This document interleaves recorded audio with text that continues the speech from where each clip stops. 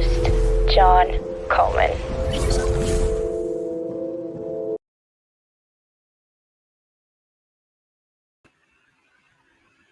Today we're going to talk about product owner and product leader. Product owner is commonly misunderstood. And like lots of things in life, it is basically abused. It's not interpreted the way it should have been and should have been implemented, basically. So what kind of misinterpretations have I seen so far? One of the misinterpretations that I've seen is that the product owner is like a scribe. They just take orders, kind of like a waiter that doesn't really add much value in a restaurant, for example. They just take the orders. They don't really have any say in terms of what's going on. And then you have maybe a proxy, someone who doesn't actually have any authority, has been given the job because the person actually with the authority is too busy. So this person kind of does the donkey work, so to speak. Not very gratifying work because you're, well, as soon as the team figures out that actually you don't have any say in what the priorities are, the team just starts making up their own priorities. So it's usually a good idea to try and become some kind of business representative, some representative of the customer, the end user in terms of what's going on. And when you're in that space, you can network with the people who care about that space, and you have a little bit more say. Ideally, you'd be maybe, well, not even ideally, I'd say sub-ideally, you'd be a sponsor, you'd have the budget, at least you'd have the budget for the product, and you'd be able to maximize value and decide, which items we're going to deliver, what goals are we trying to achieve within the budget that we have, and so on. But the ideal product owner would be an entrepreneurial product owner. Someone who acts like an entrepreneur, could be an intrapreneur actually. Someone who is really keen to find that next curve, as Guy Kawasaki said in his TED Talk, his famous TED Talk. Growing 100 flowers to try and see which flowers actually take off. Like lots of things in life, product owners can be suboptimal in terms of what they do. They're misunderstanding. They're, for example, spending most of the time writing stories, for example. User stories in Scrum, for example, are an optional structure for how you write product backlog items. There are lots of different product backlog item types, like experiments and so on, that you could have. Some product owners are writing user stories. That is not what a product owner should be doing. A lot of people are sometimes business analysts. Come across some very good business analysts, and they're gathering requirements and they're clarifying requirements and all this kind of thing, and because they have skills in terms of interviewing customers and end users. But in Scrum, we're not supposed to be really clarifying requirements, we're supposed to be clarifying problems to solve. In addition to that, Michael James has some wonderful videos on YouTube about some misconceptions about Scrum in your organization, where within one product, people have a product owner per team. And so that's an even less empowered product owner than you would expect. In Scrum, there's one for one product, which is essentially something that someone pays for either with money or with their data. I'm oversimplifying now, but it's not like some internal platform usually. One product backlog, one product owner. And an entrepreneurial product owner would delegate a lot of the product backlog management to the developers and the team and a Scrum team. And that makes a lot of sense, because really we want the product owner to clarify what direction we're going in. They might come up with some optional vision. There's a product goal in Scrum now. And so there's a product goal that the Scrum team commits to, and the product owner creates or co-creates, I guess. And the product owner needs to communicate that, articulate that, manage the politics, manage expectations, connect with customers, end users, do lots of visits, all these kinds of things, and collaborate with the Scrum teams on what will we deliver the next sprint in terms of what goal are we aiming for in terms of less. There's no goal as such for the entire product group. In Nexus, you might have a Nexus sprint goal, so all teams within the Nexus would essentially commit to a goal, if you like, that is something that we're trying to achieve. It's some focus that we want to have. So when I'm talking about product owner here, I'm talking about an entrepreneurial product owner. And so I want to talk a little bit about that because I want to kind of drill into a little bit of detail. In a previous episode, I compared Scrum Master with leader, and there were lots of overlaps. And there are lots of overlaps also between entrepreneurial product owner and product leader.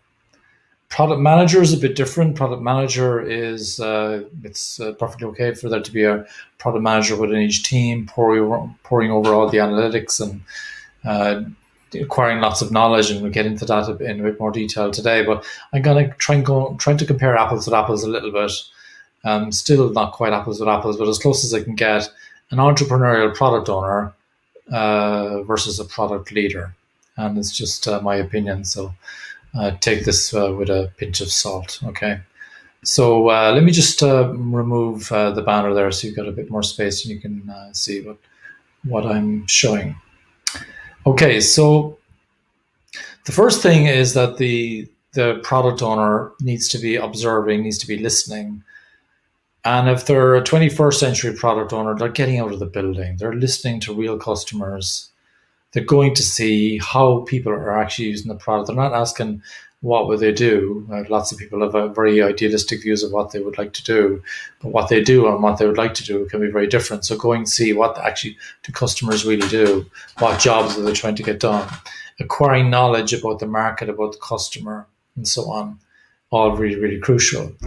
The entrepreneurial product owner is there to create value, not only to create value, but also to understand value, different perspectives in terms of like market values and customer end user value, or maybe knowledge value in terms of learning about where the value, where the customer end user value might be. It could be some kind of sustainability goal value. Could be organizational value. There's lots of different nuances around value. It's not purely about customers and end users. So they understand value and they maximize it. And in order to maximize it, a really good entrepreneurial product owner understands that most ideas should never be born. And to discover that, you use discovery, you run some experiments, cheap experiments that don't put the brand of the organization at risk. We're careful about how we experiment, and we treat learning as the first citizen when we do discovery. So there's a real emphasis on discovery with an entrepreneurial product owner. So I'm not talking about feature factory type mentality here. This is a really outcome goal-oriented product owner. I'm trying to compare the best possible cases because really there's no bottom to how low a product owner can go in terms of low quality, in terms of what can be done as a product owner. Similar to a debate I had about scaling frameworks a few years ago, I had to compare them as though they were implemented the best way possible, because they can all be infinitely badly done, and equally product ownership can be infinitely badly done. So the product owner will be having discussions with teams, but spends a lot of time with customers, end users, also internal stakeholders in terms of the politics, because sometimes perception is important as well, in terms, because we don't want our teams get killed for the wrong reason. I'm doing really well with the external market. They kill products as well. So really good entrepreneurial product owners understand that we need focus. To have more focus, and might mean we might need to kill some of our own products. We might even need to disrupt some of our own products by creating competing products before competitors do. A really good entrepreneurial product owner will accept that each customer has their own washing instructions. As a hat tip to Pia Maria Thorian, who gave me that little metaphor. I really like that. And scouts for unmet customer needs, looking for new customers, looking for new products through discovery and meeting customers, and they say no. So some of the things that they don't do, or sorry, not so much that they don't do, but they do less of, would be less pushing work into teams when they're not ready to take the work. I'm hearing lots of stories of product owners pushing work in, complaining about Scrum team members who aren't being the big citizens and taking on work and overloading themselves. Really, really bad behavior, and it's really disappointing to hear that. People basically being very cynical about product ownership, essentially just relabeling old roles and pretending they're product owners. So, like I said earlier on, it can be infinitely bad. So trying to avoid push, not treating commitments as guarantees, not paying tax for precision. So not kind of doing over excessive upfront work to try to get a better answer. You build something quickly or running some experiments quickly and get some feedback from the market. Avoiding a situation where teams are unaligned, where they're basically kind of going in all different directions, unless it's a kind of a purposeful experimentation strategy because you don't know which way to go.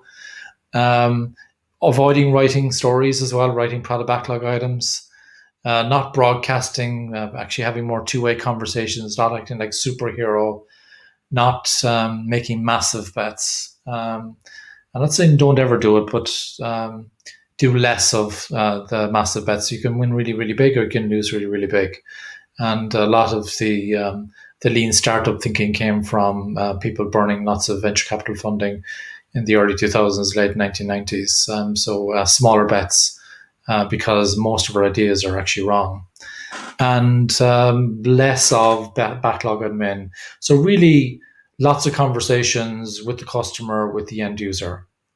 That's my summary of an entrepreneurial product owner.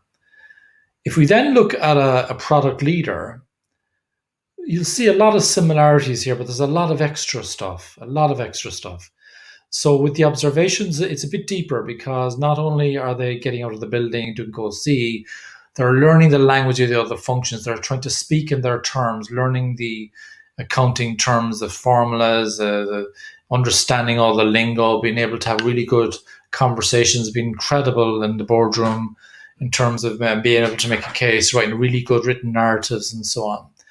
Also acquiring, if it's a global organization, acquiring regional knowledge and specific market knowledge as well, understanding the nuances between the markets. They would also create value, would also kill products, they would also understand the washing instructions, they would also be scouts for untapped needs. They would also understand value and try to maximize value and inspire others through a vision and so on. But they would also act as a performance coach for product managers. And so I loved one of Marty Kagan's quotes a few weeks ago when I was talking to him on the Agility podcast. And he said, a product leader can be measured by the poorest performing product manager. So you need to be doing performance coaching, helping your product managers to improve, not just mentoring, but coaching, really helping them to kind of lift their game. But there's lots of other stuff that happens in the product management world, product leadership world. I don't even have the full list here, but there's just some examples here in terms of maybe continuous delivery, reducing technical debt, pouring over the analytics, pricing, impact mapping, minimum viable product. I'm a huge fan of that, but a lot of people in the product management world are moving away from that as well. Basically trying to deliver something as early as possible and getting feedback, road mapping, surveys, A/B testing, market research, business modeling, product vision, product strategy, and so on. The list goes on and on and on.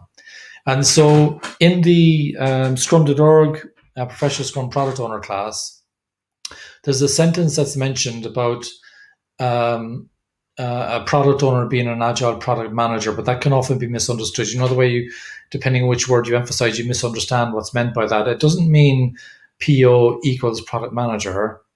It means that you have a product manager or product leader, I would say, in this case, from the point of view of an entrepreneurial product owner. A really good product owner would be a product leader who happens to have that extra, the agile skills as well, that are kind of tapped onto that. So the problem that I understand Marty Kagan talked about in his blog is that when people go to product owner classes, The content is reasonably good in terms of, for example, PSPO is quite clear in terms of it saying, look, we're not teaching you about this stuff in product management. We're making you aware that it's there. We're teaching all this product owner stuff. They even go in a little bit into some of the product management stuff like business modeling, visioning, and things like that. And the product owner advanced class goes even more into it. But in fairness, they're being explicit about what they're not teaching. And so what's happening is people go to these product owner advanced classes, and they're assuming that they're being taught about product management as well. And actually, there's additional training needed to become a really good product manager and product leader. There's specific content that you need to be exposed to. And in some companies they have kind of apprenticeship programs where they're developing people to learn these skills. And I've noticed actually that there's a few new offerings in the market where you can basically go online and you can learn about all this stuff. So my tip would be that if you want to be an entrepreneurial product owner, but you don't want to miss out on the product leadership side, the product management side, you really need to get yourself educated on product management and all the ins and outs of product management. And you need to be willing to invest lots of time learning. So could be like 4 to 6 months learning about you might have been brilliant in Amazon or somewhere like that. When you come into this organization, do you understand all the people? Do you understand how the organization works? Do you understand the customer? You have to learn all that again. You might have very good skills already, but you need to kind of learn what's going on in this organization as well, so that you can really be effective. And so that's kind of one of the issues, assuming that when you go to product owner training that you're already taught in product management. That is not the case. There is a subset of it covered, but you're not completely covered.